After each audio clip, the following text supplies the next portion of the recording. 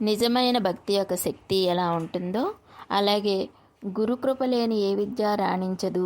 అలాగే గురుభక్తి ఉంటే ఏ కార్యమైనా సఫలమవుతుంది అని తెలపడానికి నిదర్శనం ఈ కథ. జగద్గురు ఆది శంకరాచార్యుల వారికి సనందుడు అనే శిష్యుడు ఉండేవాడు.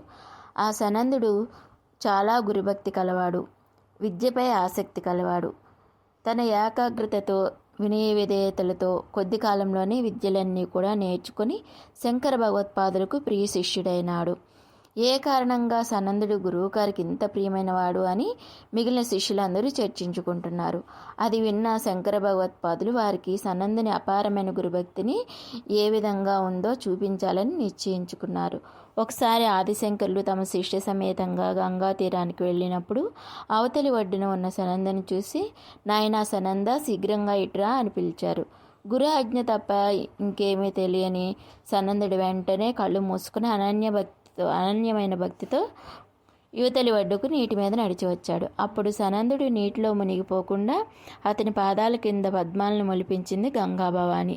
ఆ ఆశ్చర్యకరమైన సంఘటన చూసి ముగ్ధులైపోయారు శిష్యులందరూ కూడా. సనందుని గురుభక్తి ఎంతటి గొప్పదో తెలుసుకున్నారు. అప్పటి నుంచి సనందుడు పద్మపాదుడు అనే పేరుతో ప్రసిద్ధి చెందాడు. చోళదేశంలో పుట్టిన పద్మపాదుడు చిన్నప్పటి నుంచే అఖండ నృసింహ భక్తుడు. స్వామి సాక్షాత్కారం కోసం పవిత్రమైన అహోబిల అడవుల్లో ఎన్నో సంవత్సరాలు తీవ్ర తపస్సును చేశాడు. కానీ ఆ నృసింహస్వామి కరుణించలేదు. శిష్యుని భక్తి పరిపక్వమైనదని గ్రహించిన ఆదిశంకర్లు ఒకనాడు పద్మపాదుని పిలిచి దగ్గరలో ఉన్న చెంచుగూడెంలోని కొండగుహలో లక్ష్మీ నృసింహస్వామికై తపస్సు చేయమని ఆజ్ఞాపించాడు. గురు ఆజ్ఞపై పద్మపాదుడు కొండగుహ చేరి ఘోర తపస్సు ప్రారంభించాడు. తాపసి వచ్చాడని తెలియగానే పరుగున సాధుసేవ చేద్దామని వచ్చాడు చెంచుగూడెం దొర బయ్యన్న. స్వామి, నేను బయ్యన్నను, ఈ నేల ఏలికను. దేనికోసం నీవు ఇక్కడికి వచ్చావు దొరా అని అడిగాడు. సింహం ముఖంతో మనిషి శరీరంతో ఉండే దేవుని వెతుకుతున్నా అన్నాడు పద్మపాదుడు. అడవినంతా ఎరిగిన ఆ బయ్యన్న తానెన్నడూ అట్టి వింత జంతువును చూడలేదు అన్నాడు. బయ్యన్న మూఢభక్తుడు ఉంది అని రూఢీగా చెప్పిన పద్మపాదుని మాటలను విని, స్వామి, ఆ మొగం నిజంగా ఉంటే కట్టేసి తెస్తా, లేకుంటే నా పానాలు వదిలేస్తా అని నరసింహమును వెతకడానికి బయలుదేరాడు బయ్యన్న. పద్మపాదుడు వర్ణించిన నృసింహస్వామి అద్భుతమైనటువంటి రూపాన్ని మనసులో ముద్రించుకున్నాడు బయ్యన్న. ఏకాగ్ర చిత్తంతో నిద్రాహారాలు మాని అడవంతా తిరిగాడు.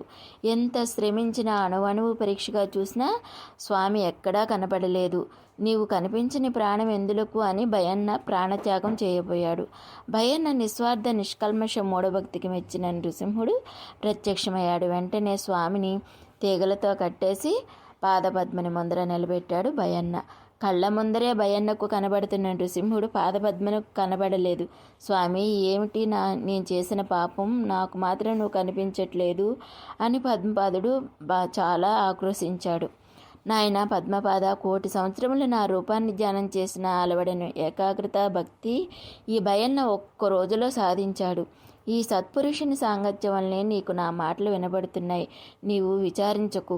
నీ అఖండ గురుభక్తికి మెచ్చాను. అవసరమైనప్పుడు నేనే నీకు దర్శనమిచ్చి నిన్ను కాపాడుతాను అని ఆశీర్వదించి అదృశ్యమయ్యాడు స్వామి.